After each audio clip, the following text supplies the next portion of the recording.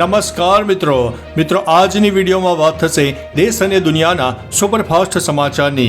અત્યારે જ્યારે મિત્રો લગ્ન કરાવવા મોંઘા પડી રહ્યા છે ત્યારે સામાન્ય લોકોની અત્યારે હદ થઈ ગઈ છે, મોંઘવારીએ માજા મૂકી દીધો છે અને અત્યારે લગ્નમાં વધુ પડતો ખર્ચો કરવો કોઈને પોસાય તેમ નથી। ત્યારે કચ્છના આહિર સમાજનો મહત્વનો નિર્ણય સામે આવ્યો છે।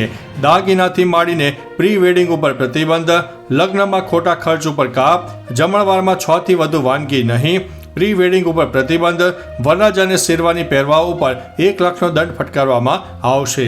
મિત્રો, અન્ય મહત્વના સમાચારની વાત કરીએ તો હવામાન વિભાગના જણાવ્યા અનુસાર કમોસમી વરસાદની આગાહી સાથે બુધવારથી અમદાવાદ, રાજકોટ અને ભુજમાં ગરમીનો પારો 40 ડિગ્રીને પાર પહોંચી શકે છે। આગામી 7 દિવસમાં મહત્તમ તાપમાનમાં 3 થી 5 ડિગ્રીનો વધારો પણ નોંધાઈ શકે છે।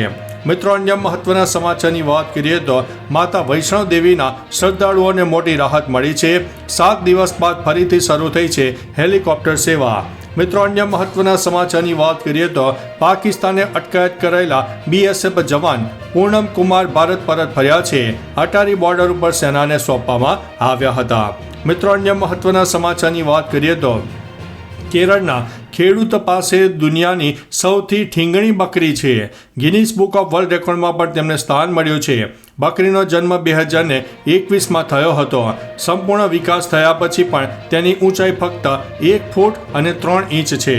મિત્રો, અન્ય મહત્વના સમાચારની વાત કરીએ તો અરુણાચલ પ્રદેશમાં કેટલીક જગ્યાઓના નામ બદલવાનો ચીનનો પ્રયાસ સામે આવ્યો છે। ભારતે પણ ફટકાર લગાવી દીધી છે। મિત્રો, અન્ય મહત્વના સમાચારની વાત કરીએ તો ગોંડલમાં ધાણાના વેપારી સાથે મેનેજરે જ 92.92 લાખની છેતરપિંડી આચરતા ગોંડલ B ડિવિઝન પોલીસ મથકમાં ફરિયાદ નોંધાઈ છે। મિત્રો, અન્ય મહત્વના સમાચારની વાત કરીએ તો તમે પણ આઈસ્ક્રીમ ખાવાના શોખીન હોય તો જાણી લો આ સમાચાર। હેવમોર આઈસ્ક્રીમના કોનમાંથી ગરોળી નીકળતા ચકચાર મચી જવા પામી છે। મણિનગરની મહિલાએ આ કોન ખરીદ્યો હતો જેમાંથી ગરોળી નીકળી હતી।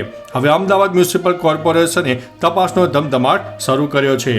મિત્રો, અન્ય મહત્વના સમાચારની વાત કરીએ તો દાહોદમાં જાગૃત નાગરિકની સજાગતાથી ઈરાની ગેંગના 2 વ્યક્તિઓ ઝડપાયા છે। એક સામે 6 રાજ્યમાં લૂંટ, ધાડ, ચોરી, છેડતી જેવા 55 થી વધુ ગુના નોંધાયેલા છે। બીજા આરોપી સામે અલગ અલગ રાજ્યોમાં 15 થી વધુ ગુના નોંધાયા છે।